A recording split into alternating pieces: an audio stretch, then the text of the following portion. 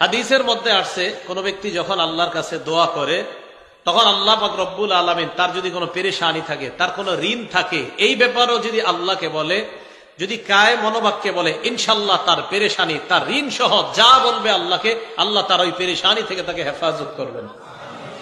দলিল আবু দাউদ শরীফ 1555 নম্বর হাদিসের বর্ণনা, আবু সাঈদ খুদরি রাদিয়াল্লাহু তাআলা আনহুর বর্ণনা, দাখালা রাসূলুল্লাহ সাল্লাল্লাহু আলাইহি ওয়াসাল্লাম ইয়াওমান আল মসজিদ, আল্লাহ নবী একদিন মসজিদে প্রবেশ করলেন।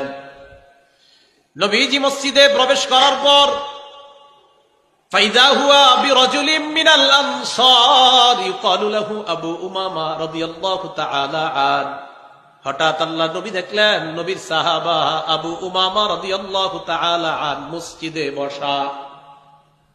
নবীজি আবু উমামাকে বললেন, ইয়া আবা উমামা, ও আবু উমামা, মালি আরাকা জালিসান ফিল মসজিদি ফি গায়রি ওয়াক্তিস সালাহ। আবু উমামা, নামাজের সময় ছাড়া এই সময় তুমি অটাইমে কেন মসজিদের মধ্যে বসা? এটা তো নামাজের সময় না, এখন মসজিদে কেন আসছো? হুজুর খুব পেরেশানিতে আছে, অনেক ঋণে আছে, এই জন্য মসজিদে বসে রয়েছি, মনটা খারাপ।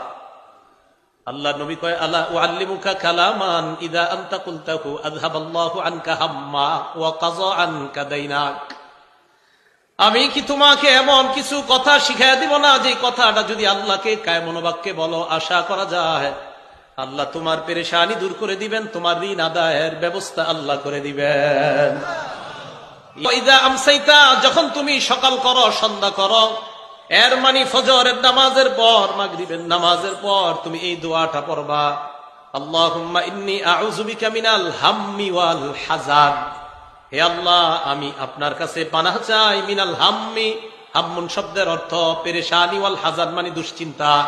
আল্লাহ, আপনার কাছে আমি পেরেশানি এবং দুশ্চিন্তা থেকে পানাহ চাই, ওয়াল আজজি ওয়াল কাসাল, অপারগতা এবং অলসতা থেকে আপনার কাছে পানাহ চাই, ওয়া আউযু বিকা মিনাল জুবনি ওয়াল বুখলি, কোন বর্ণনায় মিনাল বুখলি ওয়াল জুবনি। আল্লাহ, ভীরুতা, কাপুরুষতা এবং কৃপণতা থেকে আপনার কাছে পানাহ চাই। ওয়া গলাবাতিদ দাইনি, আরেক বর্ণনায় ওয়া মিন গলাবাতিদ দাইন, ঋণের প্রাচুর্যতা, ঋণের আধিক্যতা থেকে আপনার কাছে পানাহ চাই।